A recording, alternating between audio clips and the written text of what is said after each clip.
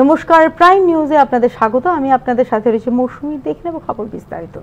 প্রধানমন্ত্রী নরেন্দ্র মোদী শনিবার আনুষ্ঠানিকভাবে চালু করলেন বিএসএনএল এর সম্পূর্ণ দেশীয় প্রযুক্তি ভিত্তিক 4G পরিষেবা। একসঙ্গে প্রায় ৯৭,৫০০টি নতুন 4G মোবাইল টাওয়ার চালু হয়েছে। এদিন ত্রিপুরাতেও হলো 4G টাওয়ারের উদ্বোধন।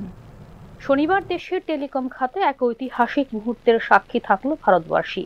সম্পূর্ণ দেশীয় প্রযুক্তির ভিত্তিতে ভারত সঞ্চার নিগম লিমিটেড বা বিএসএনএল এর বহু প্রতীক্ষিত 4G পরিষেবা চালু করলেন প্রধানমন্ত্রী নরেন্দ্র মোদী।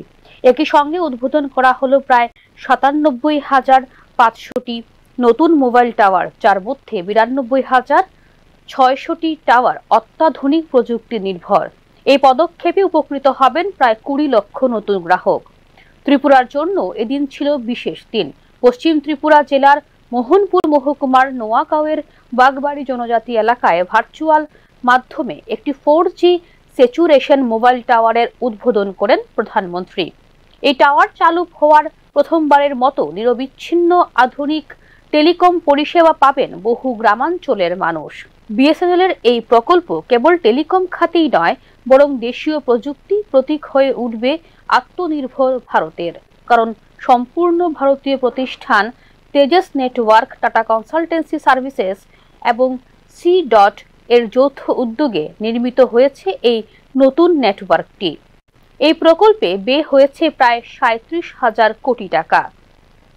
নতুন এই 4G টাওয়ার নেটওয়ার্ক এমনভাবে ডিজাইন করা হয়েছে যাতে আগামী দিনে সহজেই 5G পরিষেবায় রূপান্তর করা সম্ভব হবে বলে জানিয়েছেন বিএসএনএল এর কর্তৃপক্ষ। ফলে পাওয়া যাবে গ্রাম থেকে শহর সর্বত্র দ্রুত গতির ইন্টারনেট ও নিরবচ্ছিন্ন কল পরিষেবার সুবিধা। বিএসএনএল এর নতুন রিচার্জ প্ল্যানগুলি বেসরকারি টেলিকম সংস্থার তুলনায় প্রায় ৩০-৪০% সস্তা। তাই নতুন প্রতিযোগিতার আবহ তৈরি হতে চলেছে টেলিকম বাজারে। ২৫ বছরের পথ চলায় এটাই আমাদের অন্যতম বড় পদক্ষেপ। দেশের মানুষ এখন পাবে পুরোপুরি দেশীয় প্রযুক্তি ভিত্তিক সাশ্রয়ী 4G পরিষেবা বলে জানিয়েছে বিএসএনএল কর্তৃপক্ষ। এই উদ্যোগে দেশের ২৭,০০০ প্রত্যন্ত গ্রামকে 4G পরিষেবার আওতায় আনায় বিএসএনএল এর লক্ষ্য। বিশেষজ্ঞদের মতে বিএসএনএল এর নতুন পদক্ষেপ ভারতের টেলিকম শিল্পে আনবে নতুন দিশা। এর মাধ্যমে শুধু শহর নয়, গ্রামীণ অর্থনীতি ও ডিজিটাল সংযোগেও আসবে বৈপ্লবিক পরিবর্তন। ব্যুরো রিপোর্ট, নিউজ নাও। বিশেষভাবে সক্ষমদের জন্য উত্তর পূর্বাঞ্চল ভিত্তিক প্রশিক্ষণ কেন্দ্র গড়ে তোলার বিষয়ে কেন্দ্রীয় অর্থমন্ত্রীর সঙ্গে আলোচনা হয়েছে। মুক্ত ধারায় আয়োজিত অনুষ্ঠানে একথা জানিয়েছেন মুখ্যমন্ত্রী ডক্টর মানিক সাহা। বিশেষভাবে সক্ষমদের দক্ষতা উন্নয়ন এবং অভ্যাসগত পরিবর্তনের উদ্দেশ্যে উত্তর পূর্বাঞ্চল ভিত্তিক প্রশিক্ষণ কেন্দ্র গড়ে তোলার জন্য কেন্দ্রীয় অর্থমন্ত্রী নির্মলা সীতারামনের সঙ্গে আলোচনা হয়েছে বলে জানিয়েছেন মুখ্যমন্ত্রী ডক্টর মানিক সাহা। শনিবার মুক্তধারায় আয়োজিত বিশেষভাবে সক্ষমদের সহায়তা সরঞ্জাম প্রদান কর্মসূচিতে বক্তব্য রাখতে গিয়ে দেশের বিভিন্ন অঞ্চলেই এই ধরনের সেন্টার রয়েছে বলে জানিয়েছেন মুখ্যমন্ত্রী ডক্টর মানিক সাহা। আমাদের যিনি অনারেবল ফিনান্স মিনিস্টার আছে, ওনার সাথে আমি কথা বলি। আমি বললাম যে ওদের সম্পর্কে আমাদের একটু চিন্তা করা প্রয়োজন। উনি সাথে সাথে আমাকে অ্যাপ্রিসিয়েট করলেন যে না, এটা তো সাংঘাতিক, এটা করা উচিত। ইভেন একটা বড় সেন্টার করা যায় কিনা, একটা নর্থ ইস্টার্ন জোনের মধ্যে আমি বলছি একটা বড় সেন্টার করো, তারা যাতে ওইখানে গিয়ে অ্যাটলিস্ট যে তাদের বিভিন্ন আজকাল মানে স্কিল ডেভেলপমেন্ট থেকে শুরু করে বিহেভিয়ারাল প্যাটার্ন তাদের চেঞ্জ করার জন্য এই ধরনের একটা সেন্টার করা যায় কিনা, উনি আমার সাথে একমত হয়েছেন। এবং আমরা আগামী দিন এই ধরনের যে বহু জায়গার মধ্যে বহু সেন্টার এখন হয়েছে এখানে, এবং গভর্নমেন্ট অফ ইন্ডিয়ার থ্রুতে এবং আমাদের মানে বিভিন্ন স্টেট গভর্নমেন্টের মাধ্যমেও এই ধরনের বিভিন্ন যে ইনস্টিটিউশন হয়েছে, তাদেরকে যদি ইভেন 1 থেকে 3 বছরের মধ্যে দেখা গেছে যদি এই যে ডক্টর শপের মধ্যে না গিয়ে যদি ওই দিকেও আমরা যাই, ওষুধ তো লাগবে, মাঝে মাঝে ওষুধও খেতে হবে, সাইকোলজিস্ট, তারপর সাইকিয়াট্রিস্ট, এটা তো থাকবে। কিন্তু প্রথম যখন এই অবস্থাটা দেখে তখন এই দুটো প্যারালাল যদি করা যায়, তাহলে প্রথম দিকে কিন্তু তাদের মানে অ্যাটলিস্ট তাদের এই সমাজে থাকার জন্য তাদের যে অন্যের উপর ডিপেন্ডেন্সি যে থাকা সেটার থেকে বেরিয়ে আসতে পারে। তারাও কিন্তু যদি ওই ট্রেনিং নেয় তারা কিন্তু ডিপেন্ডেন্সি কমে যাবে এবং নিজেরাও কিন্তু ওই সমাজের থেকে এবং তাদের আর্নিং ক্যাপাসিটি পর্যন্ত করা যায়। আমি এই আর্টিকেলের মধ্যে আমি জানতে পারলাম বহু লোককে এরকম ভালো করেছে এবং ইভেন 5 স্টার হোটেল থেকে আরম্ভ করে বিভিন্ন যেসব গাড়ি করে যাওয়া, গাড়ির থেকে ফিরে আসা, সেই সব মানে নিজেকে তাদেরকে সমাজে প্রতিষ্ঠিত করার ক্ষেত্রে ইনস্টিটিউটগুলো কিন্তু কাজ করে। রাজ্যের 8টি জেলাতেই জেলা প্রতিবন্ধী পুনর্বাসন কেন্দ্র রয়েছে। এক্ষেত্রে আরো জেলা প্রতিবন্ধী পুনর্বাসন কেন্দ্র গড়ে তোলা হবে বলেও এদিন জানিয়েছেন মুখ্যমন্ত্রী ডক্টর মানিক সাহা। জেলায় যে 8টি ডিডিআরসি আছে এবং আরো কয়েকটা ডিডিআরসি মোস্ট প্রবলি আরো করবেন, একটু আগে বললেন অন্যান্য জায়গায় 4টি ডিডিআরসি চালু করা হয়, এর মধ্যে করে তারপরে হয়ে 4টি ডিডিআরসি, মোট 41,812টি এই ইউডিআইডি প্রদান করা হয়েছে। এই ডিডিআরসির মধ্যে একটা স্টেট রিসোর্স সেন্টারও আছে, এসআরসি যেটা মানে সংক্ষেপে বলা হয়। সেখানেও তাদেরকে যারা দিব্যাঙ্গরা আছেন তাদেরকে কিভাবে বিভিন্ন ট্রেনিং এর মাধ্যমে বা অন্যভাবে কিভাবে তাদেরকে রিহেবিলিটেশন করা যায় সেই বিষয়গুলো ওনারা করে থাকেন। বিশেষভাবে সক্ষম ব্যক্তিদের সহায়তা ও সুবিধা প্রদানের জন্য বিভিন্ন স্কিম চালু করেছে রাজ্য সরকার, যার মধ্যে রয়েছে অক্ষমতা ভাতা, যেখানে আর্থিক সহায়তা 2,000 টাকা থেকে বৃদ্ধি করা হয়েছে 5,000 টাকা। এছাড়াও বিশেষভাবে সক্ষমদের বিবাহের জন্য আর্থিক সহায়তা এবং প্রতিবন্ধী শংসাপত্র দিয়ে থাকে রাজ্য সরকার বলে এদিনের অনুষ্ঠানে জানিয়েছেন মুখ্যমন্ত্রী। এছাড়াও বিভিন্নভাবে সক্ষম ব্যক্তিদের জন্য বিভিন্ন সামাজিক পেনশন প্রকল্প পরিচালনা করে রাজ্য সরকার, যেমন দৃষ্টিহীনদের জন্য ভাতা এবং 60% বা তার বেশি বিশেষভাবে সক্ষমদের জন্য সামাজিক পেনশন। মুখ্যমন্ত্রী সামাজিক সহায়তা প্রকল্পেও সহায়তা করা হয় বিশেষভাবে সক্ষমদের জন্য। ব্যুরো রিপোর্ট, নিউজ নাও।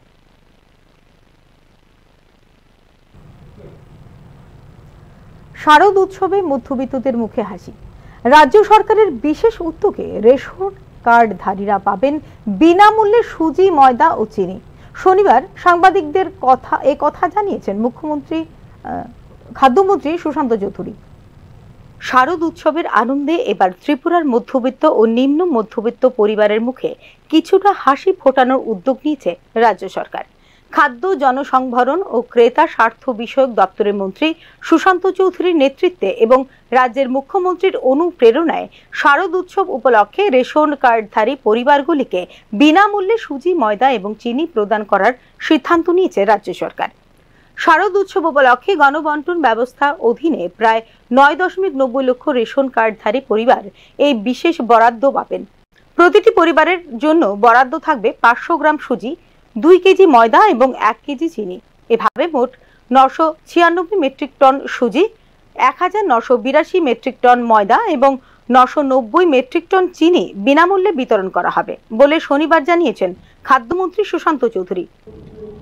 এবার আমরা প্রায় 7 কোটি টাকা ব্যয় করে খাদ্য দপ্তরের ক্যাশ ক্রেডিট অ্যাকাউন্ট থেকে সারা রাজ্যের প্রতিটা অংশের মানুষকে উৎসবের এই উপহার আমরা প্রদান করব। 1 কেজি চিনি, 2 কেজি ময়দা এবং 500 গ্রাম সুজি।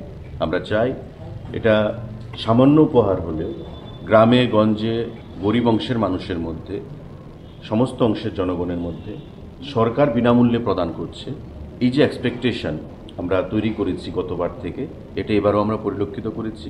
এবং এটা ঘোষণার আগে খাদ্য দপ্তরের অধিকর্তার কাছে বলুন, আমার কাছে বলুন বা বিভিন্ন আধিকারিকদের কাছে বলুন, দপ্তরের সঙ্গে প্রতি রেশন শপ ডিলার যারা জনগণের সঙ্গে প্রতিনিয়ত যোগাযোগ রাখে, রেশন শপ ডিলারদের থেকে আমাদের কাছে একটা আলোচনা বা আমাদের কাছে একটা দাবি যে খুব অবিলম্বে যেন এটা আমরা ঘোষণা করি। তারপর আমরা মাননীয় মুখ্যমন্ত্রীর সঙ্গে কথা বলি এবং ওনারও ঐকান্তিক আমাদেরকে সহযোগিতা ছিল এবং আমরা সেটা উদ্যোগ নিয়ে গত পরশুদিন ক্যাবিনেটের মাধ্যমে আমরা এই সিদ্ধান্ত গ্রহণ করেছি। রাজ্য সরকারের হিসেব অনুযায়ী এই উদ্যোগে আনুমানিক 7 কোটি টাকা খরচ হবে।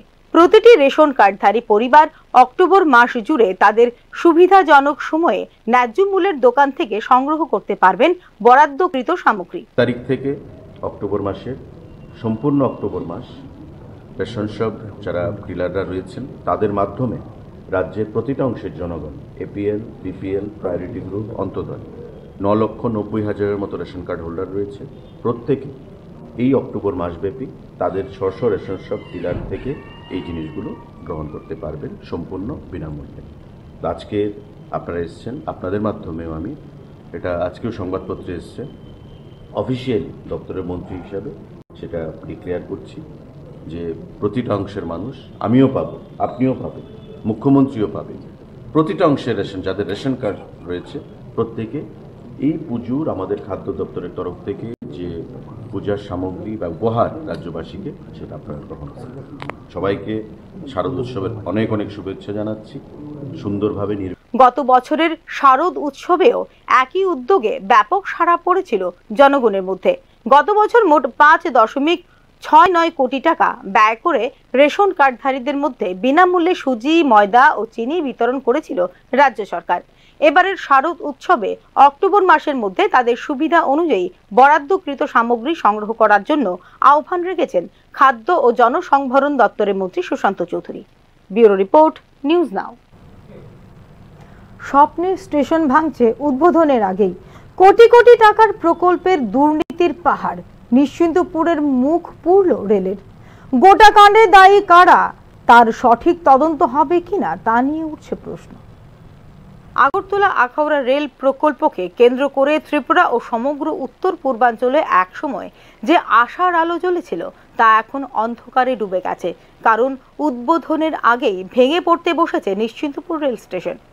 আমরা এখন দাঁড়িয়ে রয়েছি নিশ্চিন্তপুর রেল স্টেশনে। এই স্টেশন তৈরি হয়েছিল দুদেশের যাতায়াতকে আরও সহজতর করার জন্য। ঘটা করে উদ্বোধন করা হয়েছিল এই স্টেশনের। চালু হয়নি রেল। রেল চালু হওয়ার আগেই এই স্টেশনের একাংশ ভেঙে গেছে। মাটির নিচে তলিয়ে যাচ্ছে এই রেল স্টেশনের একাংশ। আমি আমার ক্যামেরাম্যানকে বলবো যে এই ভাঙা অংশগুলো একটু ঘুরিয়ে দেখাতে।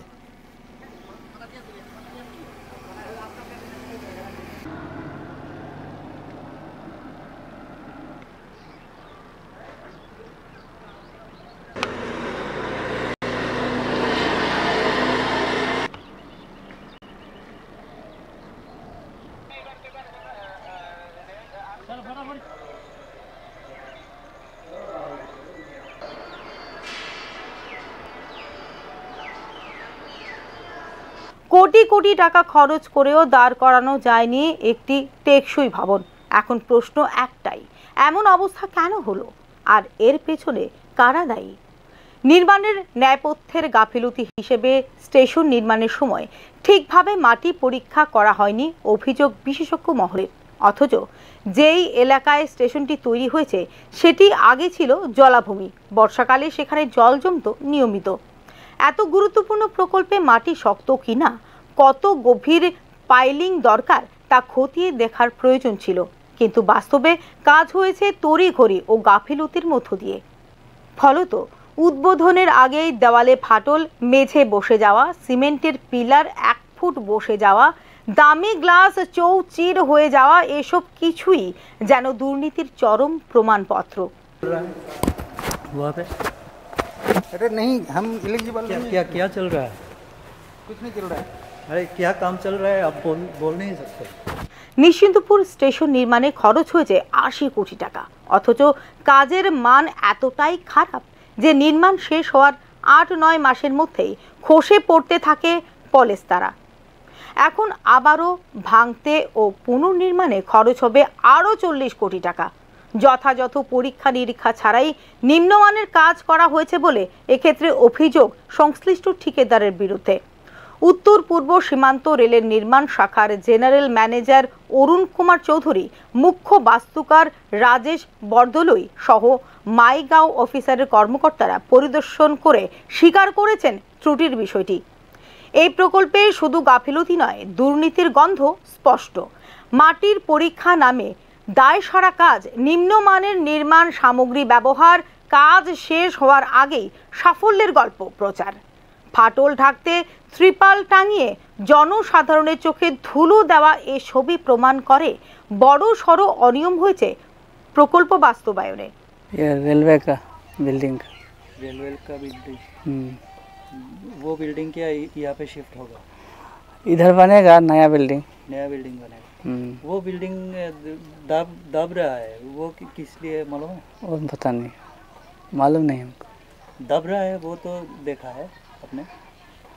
इतना पता नहीं है, श्योर पता नहीं है हमको। किस लिए दब रहा है पता नहीं है? नहीं, हमको पता नहीं भाई।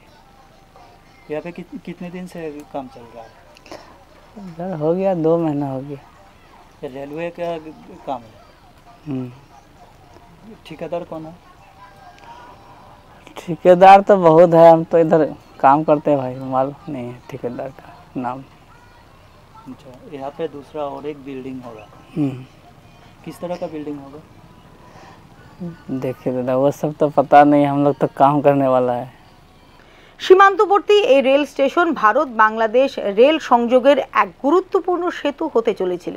এখন তা পরিণত হয়েছে ভাঙা স্বপ্নে। সাধারণ মানুষের প্রশ্ন, এত কোটি টাকা খরচ হলো কিন্তু লাভ কি? দুর্নীতির দায়ে কারোর কি জবাবদিহি হবে? প্রশ্ন উঠছে তা নিয়েও। নিশ্চিন্তপুর রেল স্টেশনের এই ঘটনা শুধু একটি প্রকল্প ব্যর্থতার বিষয় নয়, দুর্নীতি, গাফিলতি ও দায় সারাভাবে তৈরি সরকারি অবকাঠামো একটি প্রতিচ্ছবি হলো নিশ্চিন্তপুর রেল স্টেশন। স্বপ্নের রেল সংযোগের পেছনে লুকিয়ে আছে অসত্যতা ও স্বজনপ্রিয়তার চক্র। অবিলম্বে স্বচ্ছ তদন্ত ও কঠোর শাস্তির ব্যবস্থা না হলে ভবিষ্যতে আরও বহু কোটি টাকার প্রকল্প পরিণত হবে ভাঙা স্বপ্নে। আন্তর্জাতিক একটি রেল স্টেশনে এই ধরনের কাজের ফলে প্রশ্ন উঠতে শুরু করেছে বিভিন্ন মহলে রেল ডিপার্টমেন্ট এবং ঠিকাদারের বিরুদ্ধে। ক্যামেরায় সুমনের সঙ্গে আমি সন্তোষ, নিউজ নাও।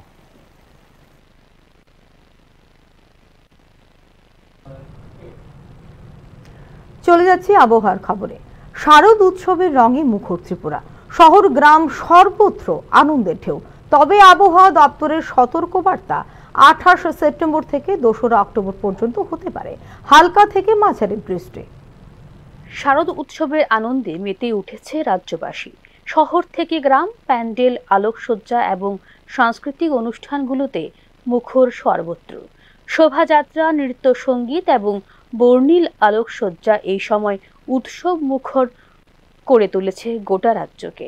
তবে এই আনন্দের মাঝেই আবহাওয়া নিয়ে কিছুটা সতর্কবার্তা দিয়েছে আবহাওয়া দপ্তর।